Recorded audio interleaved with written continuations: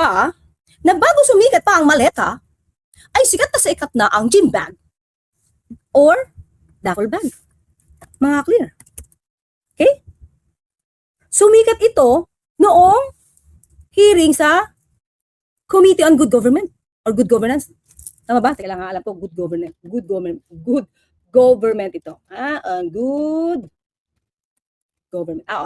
Committee on Good Government and Public Accountability. Sumikat ito. Pero para matabunan na si VP Sara ang unang maleta boy or rather, ang unang maleta girl, para mabaliwala or mabura sa isipan natin, na si VP Sara ang unang maleta girl, pinakalat ang maleta issue. Diba? Pero siya na pala ang nauna using duffel bags. Bags, mga kaklit. Okay? So, hindi naman niya tinanggi to. Hindi na tinanggi. Diba? Kasi, ito yan na, mag-analyze tayo. Kung ang gagawin nila na issue ay hindi niya natanggap yung pera, kasi, ang kanyang SDO sa OVP ay si Gina Acosta.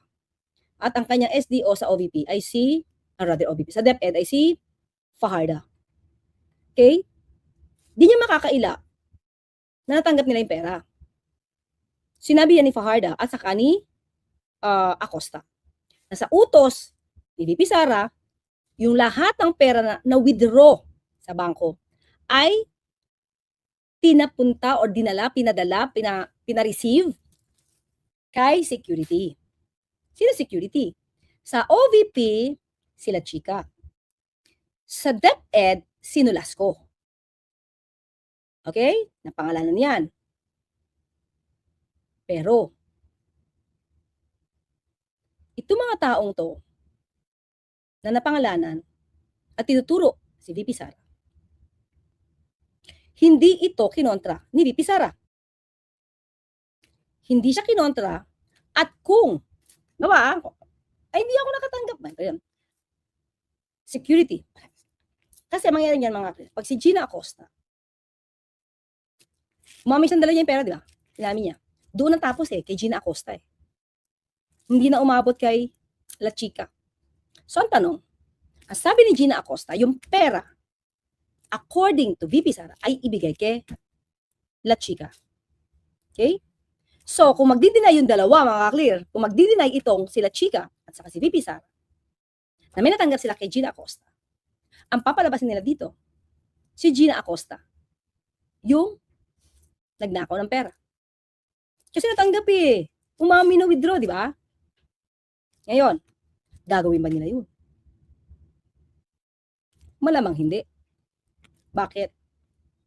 Kasi, kung iyan ang nagnakaw, dapat noon pa yan, nakadimanda si Acosta. Dapat dinimanda na ni VP Sara. Dinimanda na ni Chika. Pero walang movement. Dinala pa nila sa ospital si Acosta.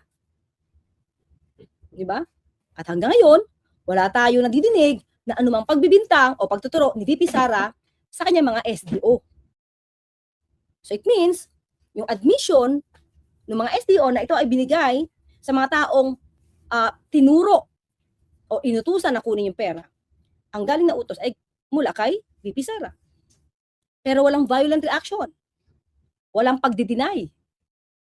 Kaya, ang tanong, saan nga napunta yung pera? Hindi na naman di-deny na to, mga kaya, alam nyo, hindi na nila man-deny na natanggap yan ni VP Sara. Hindi na nila man-deny na yan ay natanggap ng OVP at ng DepEd. Bakit? Meron silang di umano mga resibo patungkol doon sa mga perang tinanggap ni Acosta at saka ni Fajarda. Since meron kayong binigay ng mga resibo, di nyo na pwedeng ituro si Acosta, si Fajarda, sila Chika, at saka si Nolasco. Ang tumbok niyan, Vice Presidente. Diba? Pero sa mga criminal cases, mga kaklear, ang pwedeng sumabit, yung apat. Dahil tatlo, si VP Sara, Nolasco, at saka si La Chica. Bakit? Kasi from Acosta down, sama mo na si Zuleika kasi nagdi-deny siya. From Zuleika down, wala daw silang alam na anumang transaksyon gamit yung pondo, yung confidential funds. Wala silang alam. So, kung wala silang alam, at hindi ito tinatanggi ni Vice Presidente na itong mga tao ay walang alam, so sino magkakarga ng responsibilidad patungkol doon sa pera? Tatlo. VP Sara, La Chica, Nolasco. Ganun. Diba? So, ngayon, sino nga yung unang maleta girl? Eh di si VP Sara.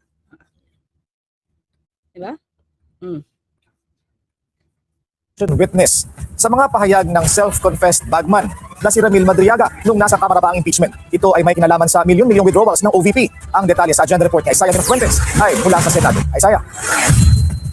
Yes, Willard, good start nga kung ituloy ng House Prosecution Panel ang pagsisimula ng pagtalakay sa impeachment court ng Article 1 o yung kaugnay sa misuse of confidential funds ni Vice President Sara Duterte. Nang dahil naman, Willard, nga sa unang testigo na iniharap ngayong araw, may posibilidad na maiharap sa impeachment court ang umunay bagman ni Vice President Duterte na si Ramil Madriaga.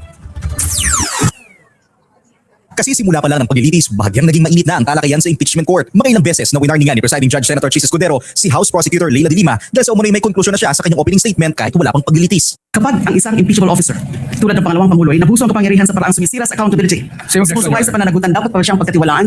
Dapat pa ba siyang manatili sa pwesto? Objection, Your Honor. Malinaw ito. Honorable De Lima, I would have to stop you at this point. The continuing objection of the respondent is duly noted. I would have to stop you at this point. I have to My stop due now? apologies, but kindly call your witness already. Thank you, Your Honors. I submit. Thank you very much. At sa pagharap ng unang testigo ng prosekusyon sa Article 1 na si dating Land Bank Shaw Boulevard Branch Manager Violeta Constantino, tila may pagkakatugma ang ilan niyang pahayag sa mga sinabi noon na umunoy bagman ni VP Sara na si Ramil Madriaga noong nasa Kamara pa ang pagdinig sa impeachment. Pagkatapos pong i-release itong pera in packs, in 125 packs, ano na po ang susunod na mangyari?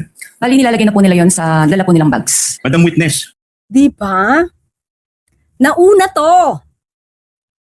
Nauna ang mga bags. Di ba? Ganon silang kumuha ng pera. So, isipin nyo na lang mga kakliyan, na mas malaki ang nakukuha ng Vice Presidente na confidential funds nung siya ay mayor. Nasanay siya sa confidential funds na malaki nung panahon siya ay mayor sa Davao. Isa rin ba ito kung bakit gusto niya maging secretary ng DND for the confidential and intel funds? Paano kaya? Iniisip ko lang kung siya yung magiging defense secretary. Di ba? Baka mag-ano lang to, mag-skincare. Habang kailangang makipagdiskusyon, makipaglaban, ako mag-skincare mga ka-clear. At ayaw sa araw. Diba? anong klaseng bag ang pinaglagyan ng pera kung maalala po ninyo? Sa pag-aalala ko po, isang mahabang malaking bag po siya. Para pong gym bag. Ano po ba yung pinaglagyan ng pera? Duffel bag o ordinary bag? Pwede po ba pakidescribe ninyo? Duffel bag po, large. Duffel bag? Duffel bag. Okay. Meron ba tayong sample ng duffel bag dito? Malalaman po ba ninyo Kasi yung gym bag parang ganun din mga. kung gaano kalaki po? Ano po dito sa dalawang to? Wala po sa dalawa, Madam Chair. Wala? Wala po. Eh yung itsura lang, kamukha? Wala din po. Ano to, binili pa nilang bago to? Mukhang bago oh. Para gawin sample. Wala. So ibig sabihin, pwede ba mas malaki dito? Tatlong doble po o apat. Mas Laki. malaki dito? Opo, Madam Chair. Maging ang isang date ng pag-encash ng cheque na nagkakahalaga ng 125 million pesos na lumabas sa pagdinig ngayong araw ay tumugma rin sa sinabi ni Madriaga. The morning of December 20, 2022, Sarah called me and she said, Sir Ram, please coordinate with Colonel Nolasco. Meron tayong deliver sa Yan no, Colonel Nolasco. Sa ano to? Sa DepEd. San Pablo, Laguna, sa night sleep, as ombudsman. I read from several media reports that 125 million OBP confidential funds in 2022 were reportedly utilized in just 11 days. This is wrong. Because I personally disposed the money in less than 24 hours. Dahil dito, posibleng ipasabina ng prosekusyon si Madriaga para tumistigo sa issue ng confidential funds. Of course, yes. Kasi yung pagpresenta, hindi naman magkakilala ata yung dalawang bank managers at saka si Madriaga, no? So pero may pagkakapare-pareho yung sinasabi nila, yung description ng nilagyan ng pera, yung ano yung bag, ilang bag ang nilagyan, at saka yung date na pinag-releasean ng nitong check na to, may kakapagkakapare-pareho. I don't think this is a made-up story. Willard, kung pagbabasihan nga yung pre-trial order na inilabas ng impeachment court sa panig ng prosekusyon, kabilang si Ramil Madriaga sa mga posibleng maging testigo ng House Prosecution Panel para sa Article 1. Pero ayon mismo sa prosecution, Willard, yan ay nakadepende pa sa magiging takbo, magiging progress ng paglilitis dito nga sa impeachment court. Pero kung pagbabasihan, Willard, yung mga naka-schedule para sa susunod na linggo, hindi pa dyan kasama si Ramil Madriaga. Willard. Isaiah, so sino ang susunod na sasalang sa witness stand? Will, base sa inilabas na kautusan ng impeachment, base sa hiling na rin ng prosekusyon at base sa pinaburan ng impeachment court, no, tatlong inasahang ilalabas na testigo sa susunod na linggo from 8 August 3 to 5. Una na dyan si Roderick Wamil, siyang former state auditor ng Commission on Audit, at susundan siya ni Sailin May del Ocampo na nagtatrabaho rin sa COA, at ang pinakahuli ay si Marivic Pareha na director ng Legislative Archives Museum ng House of Representatives. Will. Maraming salamat, Isaiah Menefuentes. Nagulat ng So mga clear, okay, kita na natin. Actually, sa akin, hindi na to bago eh. Diba? Hindi siya bago. Alam na natin na ito ay nakubra na. Okay? Nakubra na ito. Okay, explain natin ito mga clear. Explain natin ito. Illegal in unusual. Sabi, 112.5 M DepEd cash withdrawals. Laki, di ba? So, pakinggan natin mga clear. Or illegal. A day is July 29th. Our top story. A prosecution witness says there was nothing suspicious or illegal about the 337.5 million peso cash withdrawals made by the DepEd in 2023. Former Land Bank of the Philippines branch manager Ninita Camposano was the second prosecution witness on the 10th day of the impeachment trial of Vice President Sara Duterte.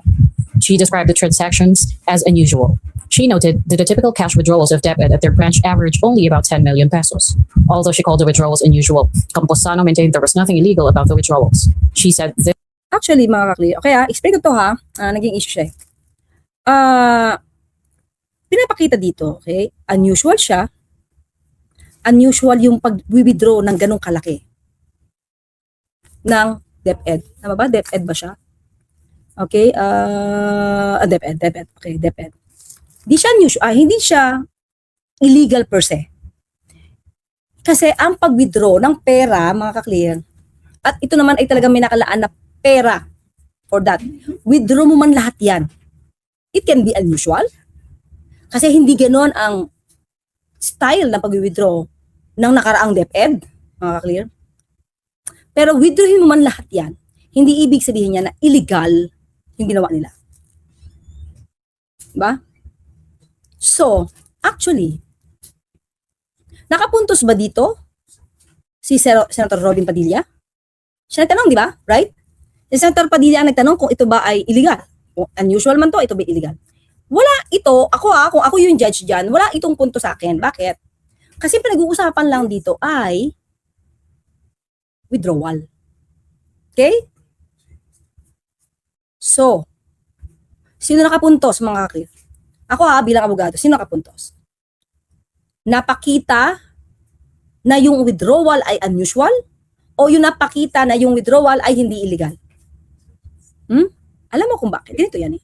Ang pinuprove lang dito ay na-withdraw ba? Ha? Na-withdraw ba? Walang tumutol. Walang nag-cross. Hindi nag-cross si Atty. Poe. Since hindi nag-cross, may records, kahit wala na yung original, lumabas na yung pera intended for confidential funds ay na-withdraw. Bulto-bulto, milyon-milyon. Okay? So, dapat, sa akin dito dapat mag-concentrate ang prosecution. Okay? Tingnan natin kung, let's say kung ako sa defense, kung ako sa prosecution. Doon ako sa prosecution. Kung ako yung sa prosecution, ididiin ko na withdraw, admitted. Unusual, ang pag-withdraw, admitted. Kung paano pinorma na mangyari, na mapakita sa taong bayan na unusual ito, malaking bagay yun. Pero ito, sa mga ordinaryo na nakikinig at nanonood, baka isipin nila, ay hindi na pala illegal eh. Diba? Hindi illegal. Pero sa akin, ang punto ko dito, mas nakapag-prove ang prosecution. Dahil na-establish nila yung lahat ng withdrawals.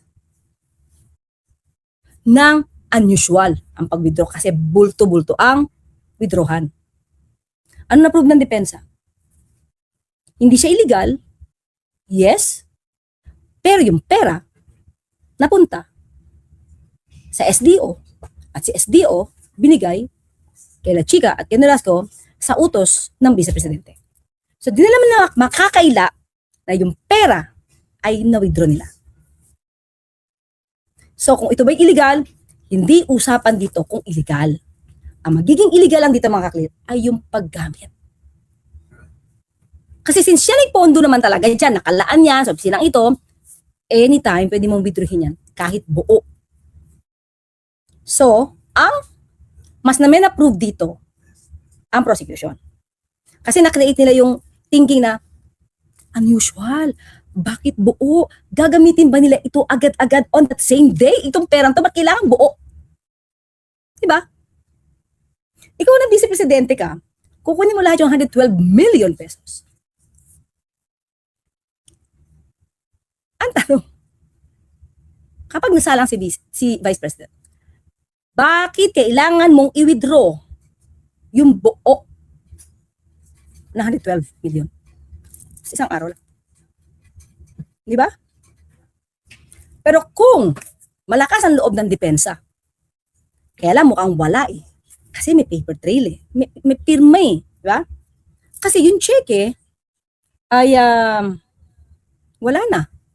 Di ba parang 1 year lang yata nila ini-standby yon? So, kaya ba nila, no, ng defense, kaya ba nila na itatwa, i-deny yung existence ng cheque? Mukhang hindi. Kasi kung malakas ang loob nila, walang original, kaya ba nilang itanggi na may checking natanggap yung mga SDO, si Acosta sa si Fajarda? Mukhang hindi. So dito sa akin, walang na-prove ang depensa. Wala siya na-prove. Na-prove lang niya na hindi illegal ang pag-withdraw. Pero hindi po ito yung punto. Hindi po ito yung stage kung saan mo sasabihin na hindi illegal yung naging transaksyon. Kasi, allowed naman talaga silang mag-withdraw. At legal yun. So, kung ba't sinabi ng taga-bank na legal yun? Kasi pwede talaga i-withdraw. Wala naman ko-question kasi pera mo yun eh. Para ikaw. Normally, nagtatransfer ka lang 10,000 every other day. Tapos bigla mong kinuha ang 5 million pesos. Unusual o regular? Unusual. Pero yung pag-withdraw mo ba ng 500,000 pesos is illegal? Hindi. So walang na-prove ang defense. Pero ang ang prosecution, ang na-prove niya, dalawa. May pera, na-withdraw, tapos unusual. Oh, di ba? Hindi pa nadidebunk ng depensa na mayroon natanggap na pera. Milyones. At bakit nila kailangan i-withdraw lahat? So, yung lahat ba ng perang yun ay ginastos on the day? Paano? And ako ha, tingin ko, pag dumating yung time na mayroon ng uupo para sa DepEd, sa OVP, patungkol sa paggamit ng confidential funds, una ko siya tatanong, di ba ganito? O, inamin mo nyo, base sa records na this amount had been withdrawn from the bank. So, tanong ko, sino naka-receive? Although nandiyan na sa house yan eh. Na-receive ito, pina-receive ito, according to VP Sara, kailangan to ma-receive nila, Chika. Okay, so, are you sure na amin mo na tinanggap nila, Chika? Ang tanong, magdi-deny ba sila, Chika, pag siya nakaupo? Diba? Kasi pag magdi-deny yan, ang kanyang ipapahamak yung nag-withdraw ng pera sa bangko, yung SDO. Diba? Ang tanong din, kung ipapahamak niya yon at hindi ibinigay yung pera, bakit si Fajarda, saka si Acosta, di naman tinanggal, hindi in-admonish, hindi pinagalitan, hindi, walang penalty, na natili sa opisina. Hindi siya nagdemanda. So it means yung pagtanggap ng pera na yon ay may basbas ni VP Sara. O, di ba?